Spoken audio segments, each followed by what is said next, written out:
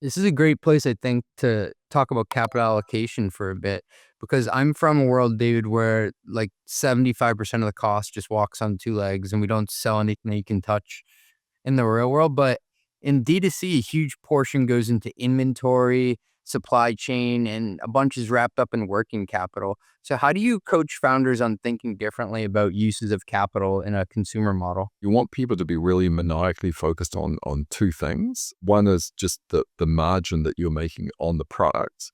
And then number two, the effort that you have to make to sell it. So I think a lot of really good consumer brands, at least to the early crew, they should almost sell themselves, right?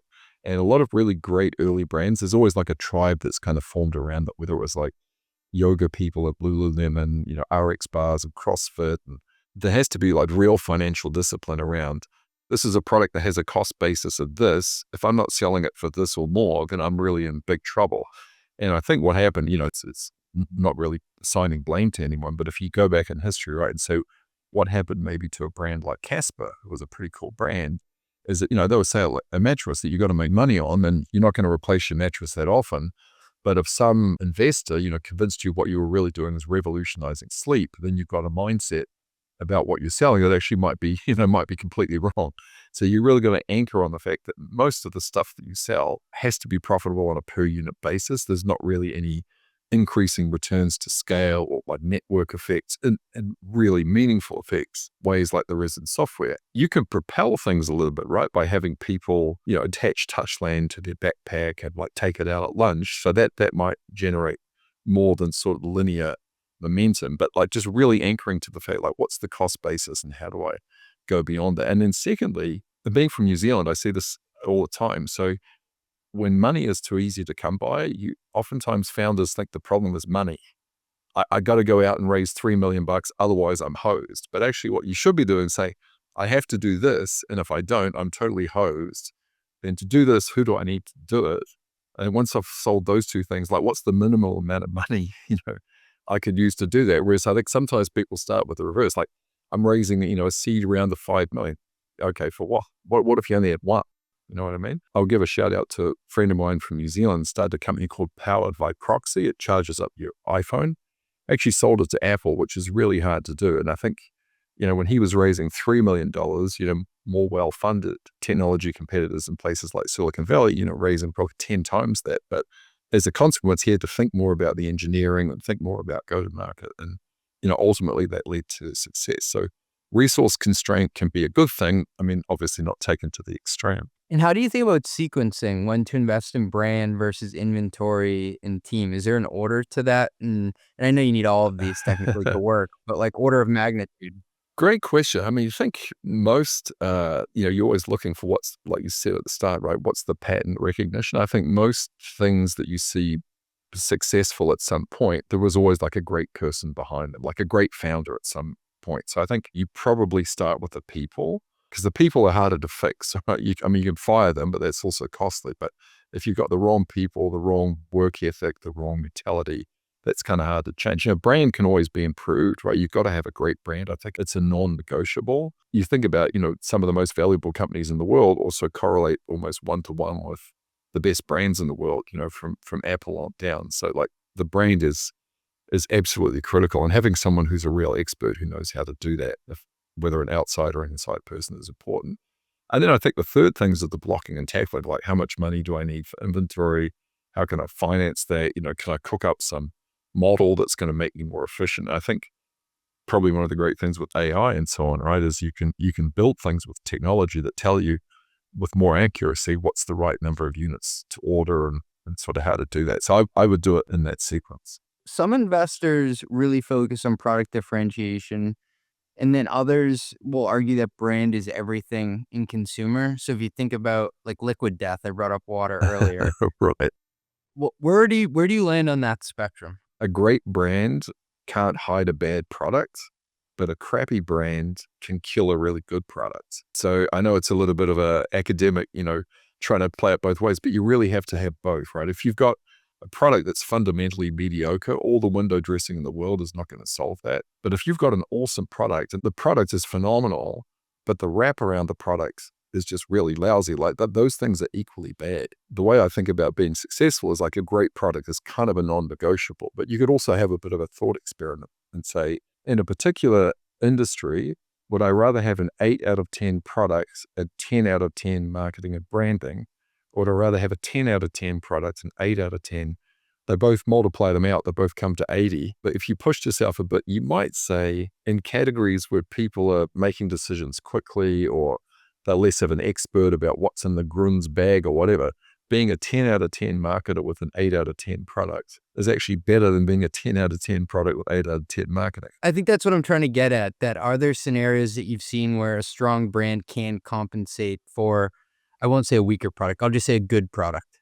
100%. A strong brand can also like elevate a product too, right? Beyond what it really is. And you see, the really great brands kind of enter into the vernacular almost as verbs. You really made it when, someone passes you a Kleenex, and I guess we don't Google anymore. We might perplexity where to go. We've seen the pendulum swing where everything becomes a subscription. You can get meat delivered to your door every month, and suddenly you're paying for everything like you're paying for Planet Fitness. We've also seen marketplace models where a lot of these companies actually hold no inventory, like Airbnb has no homes. Have you seen shifts in how consumer products are priced and packaged and monetized over the last 10 years? You mean in terms of like just building for demand, not holding too much inventory? I think people are trying to get much more sophisticated about that. And certainly in the technology examples that you gave, right, the idea of being very asset light and just kind of connecting things. Even a business like Farfetch, is a place I really like to go to do my online shopping, right?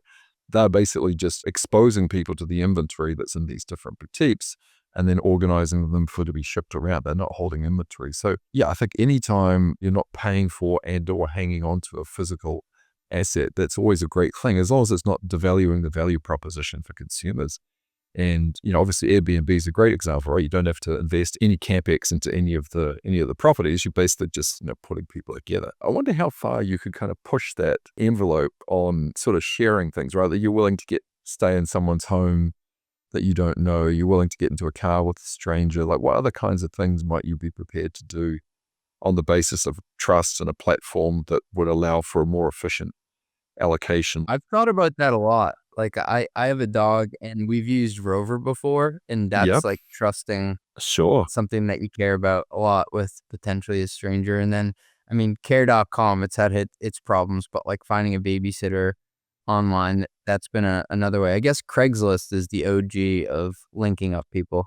Yeah, the OG of services for sure. I even think about, could you do the same thing for certain kinds of durable goods? So if I went home to my apartment 10 minutes away, I mean, I have a vacuum cleaner. Like we have a vacuum cleaner in the apartment, and probably most of my neighbors do too. And there's probably like 250 vacuum cleaners at that building. Is that really an efficient thing for the economy? What if the building just had 5 and we shared them? So I think society is kind of plagued by an overproduction of durable goods. And this is a real fun thing from a case I used to teach by Black & Decker.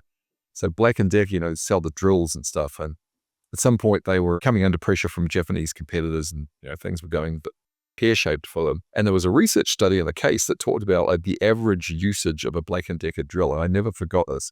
The average amount of use by the average dude that had one was 15 minutes. And it wasn't 15 minutes a week or a month or a year. It was like 15 minutes lifetime. What? Right?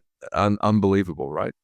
And you even think about, if you own a car, I mean, there's 24 hours in a day. Like, how many hours are you actually driving that thing? And so I think the economy is full of like an overproduction of resources that are durable goods that are potentially shareable. Like, you might not want to share your neighbor's fry pan, but maybe you share a snowblower, or maybe you share a vacuum cleaner or something of that sort. It's going to reframe how I think about all the tools I have sitting downstairs that I've never used. Right. Most finance teams aren't underperforming. They're actually under-equipped. The problem isn't the people. It's what they're being asked to do. Because there are 2 kinds of finance work. The kind that moves the business forward and the kind that just keeps it from falling flat on its face. And too many finance teams are buried in the second kind, and they call it a good week when they just get through it.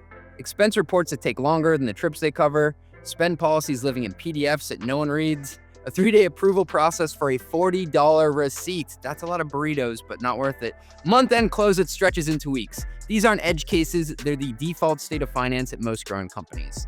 And the cost isn't just the time, it's what your best people aren't doing while they're buried in the wrong work. You become what you spend on. And right now, too many finance teams are spending on maintenance instead of momentum. And that is why I use Brex, agentic finance that captures receipts automatically, enforces policy before the spend happens, and closes your books in minutes rather than weeks.